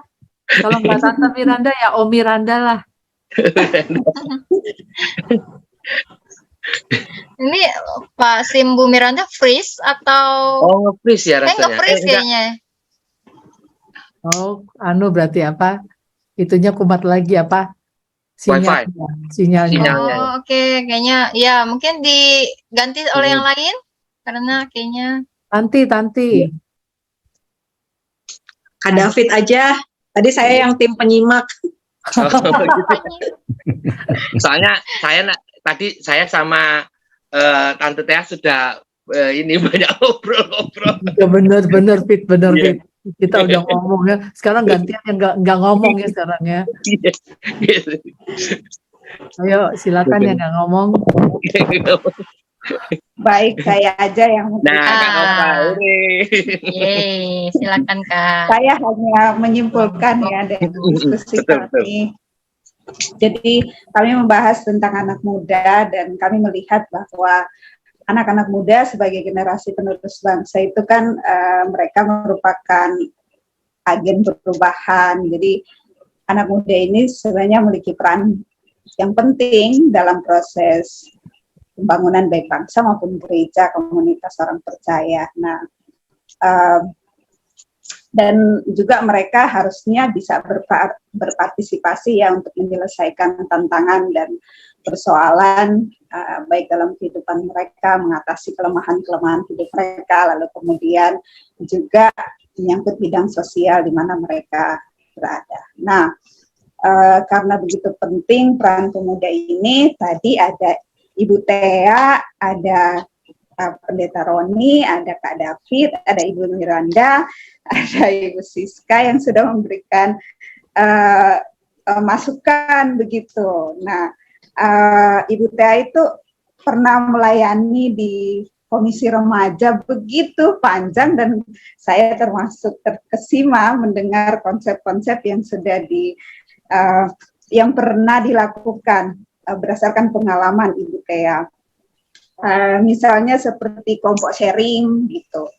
Nah, di situ katanya Ibu Tea itu penting kelompok sharing itu supaya anak-anak muda ini mereka bisa saling menguatkan. Dalam kelompok sharing itu ada pendampingan. Lalu yang menarik juga mengembangkan bidang minat untuk anak-anak muda. Ada yang mereka ada di yang bisa dianimasi, mereka mengelola kemampuan anak muda ini dalam bidang itu. Ada di siaran radio dan lain sebagainya. Nah, tapi juga yang paling penting menurut Ibu Tea itu menggali komunikasi orang tua dengan anak, karena seringkali komunikasi antara orang tua dan anak itu terputus karena kemauan orang tua berbeda, kemauan anak berbeda. Maka itu adanya komunitas yang dulu pernah Ibu Tea kembangkan di Komisi Remaja itu membantu untuk menjembatani perbedaan-perbedaan di antara anak dan orang tua.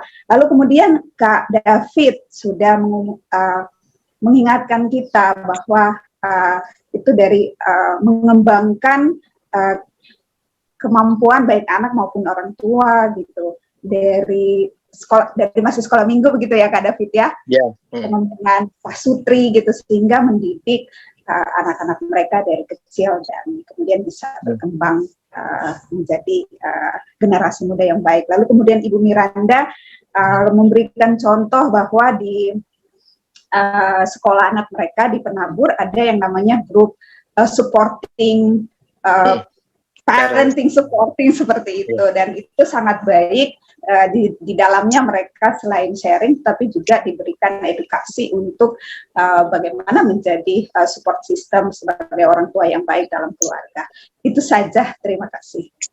Oke, terima kasih Kak Nova ya. Padat, jelas, dan mendalam ya. Ada 5 hal yang tadi disampaikan oleh Kak Nova hasil diskusi dari kelompok 2 yang bermuara pada pentingnya mengenai kelompok-kelompok yang ada, lalu kemudian komunikasi dan kesempatan bagi anak bertumbuh ya. Baik, ada dari kelompok 2 yang mau menambahkan, Ibu Bapak, silakan. Satu, Kak Novita. Oh ya. Jadi kalau kita sudah memahami tentang pentingnya support group itu harusnya juga disadari oleh banyak orang begitu. Sehingga itu bukan hanya menjadi sebuah program, tapi menjadi sebuah semangat bersama begitu, bahwa ini penting gitu. Karena orang-orang yang terlibat pun juga harus merasa ini penting gitu. Kalau enggak ya mereka nggak akan bisa menikmati atau tidak bisa bersama-sama di dalam support group itu gitu. Itu aja sih. Jadi bukan sekedar jadi program begitu ya. Iya. Nanti kalau sekedar program jadi keterpaksaan gitu ya. Ayo support group ngumpul. Nanti yang nggak bisa jadi kayak merasa terbeban gitu ya. Betul. Akhirnya targetnya jadi target pelaksanaan kegiatannya. Pelaksanaan gitu, program, ya betul. Baik. Kita kasih tepuk tangan dulu buat kelompok 2. Oke, thank you. Baik, sekarang kita ke kelompok 3. Nah, kelompok 3 ini juga ada Pendeta Robinya di kelompok 3. Jadi setelah kelompok 3 presentasi, nanti Pendeta Robi juga kembali menyampaikan petuah-petuah ininya ya Pak. Masukan ini. Oh ya, Bu. Bu Nani, Bu. Bu Leni, ayo. Enggak. Bu Nani aja, jangan aku Bu Nani aja. Yang tadi yang nggak banyak ngomong, ayo siapa? Kita udah banyak ngomong. Bu Mel, mana Bu Mel? Mel, Menghilang. Mana Bu Melina? Oh, masih ada. Tiba-tiba sinyalnya hilang gitu ya. Kayak anak katekisasi kalau disuruh baca Alkitab gitu kan, mana nih, terus ngechat, maaf Ci, sinyal hilang gitu, tapi ngechat. ya oke, baiklah Bu Novia. Jadi Siapa nih? Oh, Cina nih, oke. oh tuh Bu Mel, ada tuh Bu Mel. Ya, silakan Bu Mel. Saya kasih kesempatan Bu Mel. Nani aja, kan saya cuma memberikan contoh tadi. Tadi kalau di grup kami sih sebetulnya nggak mencari usulan ya, jadi kayak sharing aja pengalaman-pengalaman, termasuk pengalaman yang saya alami juga untuk pertanyaan nomor atau topik nomor 3. Dan menurut Pak Robi kebetulan ada di situ kan, jadi menurut Pak Robi memang kalau ada masalah di dalam rumah tangga, memang sebaiknya kita adalah peran kita pertama adalah hanya sebagai pendengar saja gitu. Jadi itu adalah tugas yang sebenarnya katakan mungkin itu yang paling utama lah yang kita lakukan gitu. Nanti baru langkah berikutnya baru ke orang yang berkompeten, mungkin dalam hal ini mungkin pendeta gitu. Itu aja sih kalau yang saya tadi tangkap. Nah, saya nggak tahu kalau yang dari teman-teman yang lain, Bu Nani. Terima kasih Bu Mel, udah cukup. Ya, baik, terima kasih Bu Mel ya. Jadi bagaimana kita bisa memberi diri yang jadi orang mendengar gitu ya. Dan ini juga adalah sebuah pelayanan dan kesempatan yang juga berharga ya Ibu Bapak ya, karena mendengar itu bukan sebuah hal yang mudah ya. Nah, lalu juga kemudian merujuk pada orang berkompeten. Baik, kita kasih tepuk tangan buat kelompok 3. Terima kasih Bu Bapak. Saya mau minta kembali Pendeta Robi Chandra. Silahkan Pak untuk bisa menyampaikan. Terima kasih. Jadi kesimpulan kita bahwa kesimpulan kita memang dunia makin kompleks dan jemaat juga mengalami bermacam-macam tantangan. Kalau semua ini diserahkan pada pendeta, nggak mungkin. Kalau jemaatnya 1000, mungkin pada satu titik tertentu tiap 2 bulan ada 30 keluarga bermasalah, dari yang akut maupun masalah yang biasa. Kalau semua diserahkan pada pendeta, nanti pendetanya yang bermasalah dengan pasangannya karena nggak sempat mikirin diri sendiri lagi gitu ya, nggak punya me time. Jadi bagaimana pemberdayaan awam itu memang sangat penting, pembentukan kelompok-kelompok, entah kelompok dengar bersama, kelompok ngobrol-ngobrol, doa dan peduli, terserah lah, tapi bentuk kelompok seperti itu, apalagi kalau topik khotbah bisa diselaraskan dengan topik diskusi akan menolong ya. Jadi dengan kata lain, kelompok itu siapa yang mimpin, disitulah kita bisa berperan sebagai pemimpin secara bergantian kalau usulan saya. Nah itulah akhirnya saya bisa katakan pada akhirnya sebagai closing statement sangat penting kita harus mengatakan selamat pada diri kita yang sedang dipanggil untuk menerima berkat khusus. Yaitu apa? The world needs listening, caring, supporting, and praying leaders. Dunia sedang membutuhkan pemimpin-pemimpin yang menyimak, jadi pendengar ya, yang peduli, yang mensupport dan mendoakan. Nah, menasehati saya nggak masukkan di sana. Sebab kalau kita nggak terlatih, bahkan salah nasihatnya bisa salah gitu ya. Tapi sebagai pendengar, mendengarkan masalah orang saja membuat dia lega. 70% bebannya berkurang. Menunjukkan kita caring, itu akan menambah kesadaran bahwa dia tidak sendiri dalam menjalani beban kehidupan. Tuhan mengirimkan orang lain menemani dia, dan Tuhan juga bersama dia. Supporting membuat dia merasakan, ya selemah-lemahnya dia ada tempat untuk lari. Dan praying leader akan menunjukkan pada dia, tidak semua masalah seburuk daripada apa yang digambarkan orang. Dari saya, inilah peran kita yang bisa kita lakukan sebagai orang-orang yang Tuhan panggil, walaupun hal kecil gitu ya. Kalau dilihat masalahnya, kemungkinannya, tantangannya pasti besar, tapi ada hal kecil, kalau tiap minggu pagi ketemu orang, atau kita gereja kalau ketemu muka, bisa saling senyum saja, ya, atau kirim WA pada teman lama, kemana saja, selama nggak jumpa. Hal-hal kecil itu bisa menolong orang, menyadarkan dia bahwa dia tidak sendirian. Karena saat ini banyak orang merasa ditinggal dunia, di sendirian, dan di masa bodohin orang. Dan pada saat itu, maka dia akan mudah putus asa. Itulah peran kita sebagai pemimpin yang bisa kita lakukan. Tidak usah hal besar dulu, mulai dari hal kecil. Terima kasih untuk kesempatan ini. Ya. Oke. Ya, baik. Terima kasih, Robi. Jadi mendengar, caring, dan juga berdoa begitu ya. Itu adalah hal-hal yang diperlukan dunia ini dari para pemimpin. Nah, semoga ibu bapak sekalian kita bisa menjadi orang-orang yang mendengar, lalu juga menunjukkan kepedulian kita dan saling mendoakan ya. Nah, apa yang sudah kita dapatkan di dalam pembinaan kita di sore hari ini, pembinaan yang singkat ya ibu bapak, yang ya kita hanya apa ya 2 jam ya dari jam 4 tadi ya, tapi rasanya tadi nggak kerasa ya tiba-tiba mau jam 6 aja. Tapi walaupun singkat waktu kita tetapi padat apa yang kita dapatkan juga dari hasil diskusi ibu bapak. Nanti ini akan dibahas lebih lanjut oleh unit bina, khususnya kami akan membahasnya dan bagaimana ini juga menjadi butir-butir pemikiran yang ditindaklanjuti ya supaya bisa juga menggerakkan gitu ya gereja kita supaya makin banyak orang yang dapat saling memimpin satu dengan yang lain ya. Dan tadi usulan-usulannya juga banyak mengenai butuhnya kelompok diskusi ya, kelompok KTB, Komsel atau apapun itu ya, support group supaya kita bisa punya teman dan sahabat di dalamnya. Baik, terima kasih Ibu Bapak dan terima kasih Pendeta Robi untuk materi di malam hari ini, juga untuk diskusi serta juga closing statement-nya. Ibu Bapak, saya kembalikan dulu ke Ibu Lydia untuk acara kita selanjutnya. Ya, terima kasih Bu Novita, terima kasih Pendeta Robi. Kita hampir sampai pada ujung acara ini. Mari kita menyanyikan bersama lagu penutup. Minta tolong Agnes bisa bantu. Oke, Ibu Bapak, sementara menunggu Agnes mungkin sedang panik saat ini mencari-cari file lagunya di mana, file lagunya mana gitu ya. Agnes tenang-tenang mencari lagu yang akan diputarnya ya. Kita mau ini dulu Ibu Bapak sekalian. Kita dari unit Bina menyediakan kenang-kenangan buat kita sebenarnya gitu ya untuk sore hari ini. Namun kenang-kenangannya ini terbatas, yaitu hanya buat 3 orang. Dan jatuh kepada siapakah kenang-kenangan di sore hari ini? Nah, tadi setiap kelompok kan udah diskusi, lalu ada jubir-jubir yang menjadi paksawati gitu ya.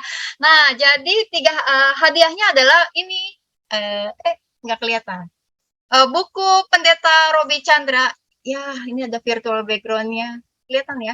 Buku Pendeta Robi Chandra yang warna oranye, judulnya adalah Berani Jadi Murid, Kamu Juga Bisa Belajar. Nah, di sini ada banyak materinya Ibu Bapak ya, dan bahkan refleksi Alkitab yang juga bagus dari tokoh-tokoh Alkitab.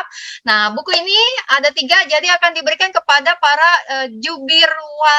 jubirwati yang tadi sudah menyampaikan hasil diskusi kelompok. Yaitu kelompok 1 tadi adalah Ana ya, saya langsung lupa. Capen Ana. Oke, selamat Capen Ana. Lalu untuk kelompok 2 tadi adalah Kanova. Lalu yang ketiga tadi adalah Bu Melina, ya, oke. Pak Deot bantu saya untuk mengingat ya, nanti jangan sampai salah kirim bukunya. Oke, selamat Ibu Bapak sekalian, 3 orang akan mendapatkan buku ini dan nanti minta alamatnya ya, japri ke saya ya untuk dikirimkan. Aku ambil aja ke gereja, Cina. Oh iya, oke. Atau ambil ke rumah saya juga sambil bawa bakso ya. Salah. Nanti saya anterin aja Bu Novita. Oh, yang siapa Bu? Oh, yang Bu Melina. Ya, nanti saya dianterin sama Cimani. Oke. Ya, berarti nanti yang Kanova ya. Kanova udah sembuh nih. Oke, baik. Ya, nah, lalu ya, oke, Kanova. Lalu ada lagi satu door prize Ibu Bapak sekalian. Door prize-nya berupa voucher MAP 200.000. Nah, voucher MAP 200.000 ini jatuh kepada orang yang bisa menjawab 1 buah pertanyaan. Cara menjawabnya adalah ketik di chat ya, Ibu Bapak. Mohon maaf ya, mungkin yang jarinya agak susah ngetik-ngetik gitu ya. Tapi cara menjawabnya adalah dengan mengetik di chat. Orang pertama yang mengetik paling cepat jawabannya, dan dia yang akan mendapatkan voucher MAP 200.000. Pertanyaannya adalah, kita tahu siapa pembicara kita di malam hari ini, di sore hari ini, Bu Bapak? Pendeta Robi Chandra. Ya, itu bukan pertanyaan vouchernya. Pertanyaannya adalah, ini tapi nggak boleh Pak Roni nih yang udah 10 tahun satu kantor. Kalau nanti udah langsung hafal langsung. Jadi Pak Roni nggak boleh, Pak Roni nggak boleh jawab. Ya, oke. Nggak boleh langsung jawab, Bu Novi. Ya? Nggak boleh langsung jawab. Ya, diketik di chat ya, biar nanti ketahuan. Soalnya nanti Kalau Bu Tea boleh ya? Susah. Kalau Bu Ya, Tea boleh. nggak bisa juga, nanti dibisikin. Dibisikin Pak Roni. Kan Bu Tea nggak sekantor. Oke, jadi ini tidak berlaku untuk pengerja. Wah, kok David juga jadi nggak dapat dong. Oke, pertanyaannya adalah Ibu Bapak, cepet-cepetan ya. Kita tahu pembicara kita di malam hari ini adalah Pendeta Robi Chandra yang sudah nge-zoom susah payah dari rumah sakit gitu ya bersama Bu Yulia. Nah, Pak Robi itu sebenarnya punya nama tengah Ibu Bapak yang dimulai dari huruf I. Siapakah? Apakah singkatan dari huruf I? Nama Pendeta Robi Chandra. Ayo cepet-cepetan untuk voucher MAP 200.000. Pak Roni boleh bisikin saya nggak, Pak? Sebel. Pak Roni bisikin saya dong, Pak. Irawan, oh salah Pak Deot, Irawan salah. Evelyn Ing salah ya. Ya mendekati, depannya I ya. Ayo tebak-tebak Ibu Bapak, lumayan. Tebak-tebak buah manggis. Boleh nggak buka dari Google? Boleh nggak boleh dari Google? Nggak boleh. Bu Desi, Ignatius, Pak Robi, belum ya Pak, belum pas ya, belum ya. Dikit lagi. Bukan. Bu Miranda Ignatius, bukan. Boleh buka dari Google, ngechat Pak Roni juga boleh. Pak Roni WA-nya jangan dibuka, Boleh dari Google. I-nya itu Instagram. Oh iya, Instagram. Oh, nih ada yang jawab, tapi jawabnya Japri. Boleh nggak di Japri nih? Wah, berlaku nggak nih Pak Deot Japri? Ya, ini mungkin di chatnya di tempat umum, Bu. Harus tempat umum, Bu. Ya, tempat umum. Biar sah iya. Ya. Biar Di tempat bener apa enggak. umum. Jadi ke everyone ngechatnya. Silakan. Apakah singkatan I dari nama Pendeta Robi Chandra? Oh ya, masih di Japri Bu. Ini di umum di everyone, diganti everyone dulu Bu. Ih kamu kata Pak Deot. Semua di googling I deh. Bu Miranda nge-googling ya. Di Google juga nggak ada, Bu Novi. Di Google. Saya cari di YouTube juga sama. Atau kasih petunjuk, kasih clue Pak Robi, kasih clue. Kasih clue. Pak Deot Irwin. Masih salah Pak Deot. Yang tadi yang pribadi itu langsung ngomong aja. Oh ya, yang pribadi ya boleh Bu. Kalau nih Bu Ella ya. Bu Ella iPad. I-nya itu adalah I Gusti. Ya, ini di chat ya. Oke, ya Gustinya aja yang diketik di everyone. Ya. Ini Bu Ella manakah? Bu Ella Salamun atau Bu Ella orang kayu putih pantas tahu. Oh, Bu Ella Salamun ya?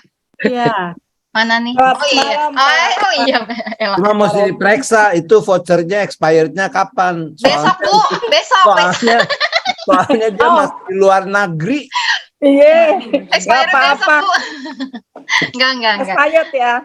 Enggak, nanti disumbang Berarti dikocok lagi Bu Nov dikocok lagi. Bu El tadi nggak ada. Ya enggak masih sampai tahun depan, masih tahun depan. tuh kan. Masih Iya, berlaku iya. itu masih tahun depan. Masih. Bu Miranda ngarep. Oke, baik ya. Terima kasih Bu Ella. Benar, I-nya itu Iya, dari sama-sama. Gusti ya. Benar Pak Robi ya? Atau saya Betul, salah? betul. Oh, betul. Baik ya.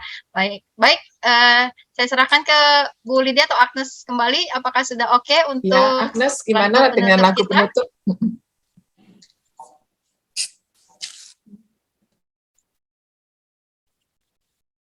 Ya, mari kita bernyanyi.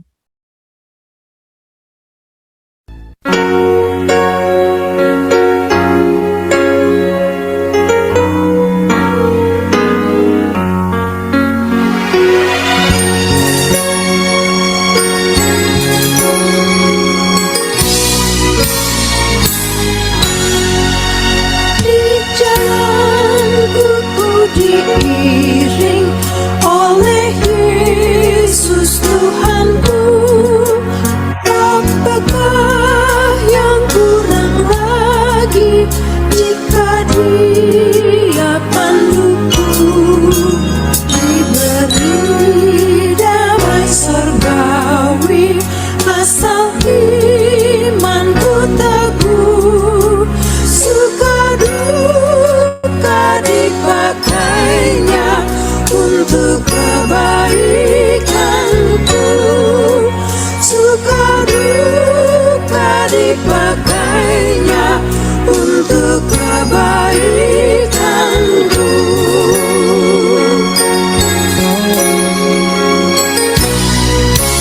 Di jalanku yang berliku, dihiburnya hatiku. Lelaki pencobaan, dikuatkan imanku.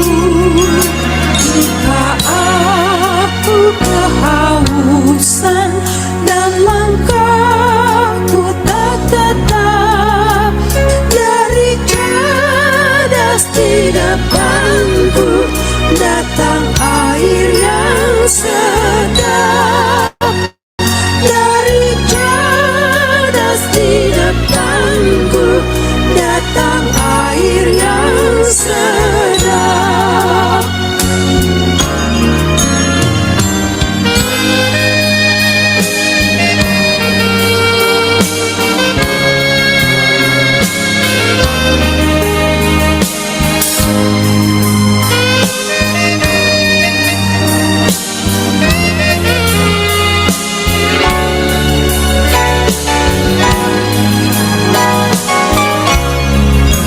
Di jalanku nyata sangat kasih Tuhan yang besar. Dijanjikan perhentian di rumahnya yang bakar. Jika jiwaku membubung meninggalkan dunia, ku nyanyikan tak hentinya kasih dan pimpinannya. Ku nyanyikan tak hentinya kasih dan pimpinannya. Ku nyanyikan tak hentinya kasih dan pimpinannya.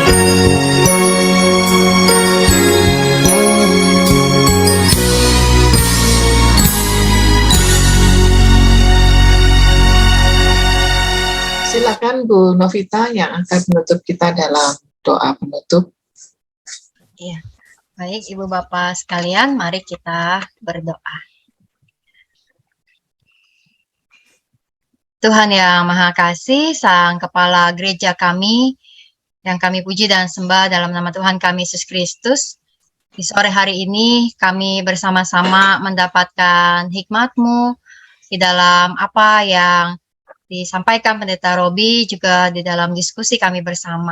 pertemuan ini singkat dan secara online dalam berbagai keterbatasan, tetapi tak ada yang dapat membatasi hikmat dan kasih-Mu Tuhan. Engkau beserta dengan kami dan menolong kami untuk memikirkan dan juga bahkan mendoakan apa yang kami rindukan bersama-sama untuk kehidupan kami, khususnya di tengah-tengah gereja. Berkatilah Tuhan setiap kami sebagai para pengurus komisi, kelker, para aktivis, penatua, pendeta, TPG, capen, di dalam semua kehidupan kami bersama sebagai satu gereja di GKI Gading Indah. Tuhan, kami berdoa biarlah kiranya di gerejamu, GKI Gading Indah, bahkan di setiap gereja-gerejamu di seluruh dunia ini muncul semakin banyak para pemimpin-pemimpin yang memiliki kepedulian dan juga dapat membawa pengaruh-pengaruh baik bagi dunia ini. Kami berdoa untuk Pendeta Robi Chandra di dalam apa yang ia jalani dalam seluruh kehidupannya, biarlah Engkau terus beserta. Tuhan menjamah memulihkan Pak Robi, juga Bu Yulia, biarlah di tengah-tengah masa ini maka ada doa-doa terus yang juga naik kepada Tuhan dan Engkau menjawab dengan memberikan pemulihan dan kesembuhan. Tuhan berkati tempat perawatan di rumah sakit, obat-obatan, makanan, minuman, waktu istirahat yang cukup tersita di sore hari ini dalam acara kami. Tuhan, biarlah Engkau juga yang terus menyertai di dalam semua waktu istirahat ke depan bagi Bu Yulia dan juga Pak Robi. Berkati juga seluruh keluarga di dalam langkah-langkah kehidupan, juga di tengah-tengah pelayanan, di tengah-tengah juga keseharian yang dijalani. Tuhan, kami membawa doa kami ke hadapan hadirat-Mu sebagai juga gereja yang menjalankan bulan pelayanan di bulan ini. Makin banyak hal baik yang dapat kami jalani, kami hayati, dan kami juga tingkatkan di dalam kehidupan kami bersama sebagai GKI Gading Indah. Hanya dalam nama Tuhan Yesus kami berdoa. Amin. Kita foto dulu ya. Kita foto dulu Pak sebentar ya sebelum pada live nih. Mari Ibu Bapak kita buka kamera dulu, kita mau foto bersama-sama. Dan juga sambil pengumuman Ibu Bapak ya Bazar diundur menjadi ke 14 Agustus ya, dan kita berharap semoga 14 Agustus penularan COVID-nya statistiknya udah menurun, jadi kita bisa menjalani dengan keadaan lebih baik ya. 14 Agustus setelah kebaktian 2 di Penabur ya Ibu Bapak. Baik, silakan dibuka ininya apa video-videonya sudah yang ini Bu Lisha, Bu Yoke, Agnes, Bu Ella, Ibu Ella Lansia ya. Mau buka atau baik? Cukup ya. Baik, kita foto bersama, senyum ke arah kamera. 1, 2, 3. Oke, ganti gaya Ibu Bapak. Ganti gaya biasa tangannya doang. 1, 2, 3. Ganti gaya lagi. 1, 2, 3. Oke, baik. Terima kasih Ibu Bapak. Terima kasih Pendeta Robi Chandra hadirannya. Terima kasih semuanya. Terima kasih Pak Robi. Terima kasih sudah melayani kami. Cepat sembuh ya Pak. Ibu juga. Ya, terima kasih. Terima kasih. Take care Pak. Salam buat Ibu. Terima kasih semuanya. Terima kasih semuanya. Terima kasih teman-teman yang sudah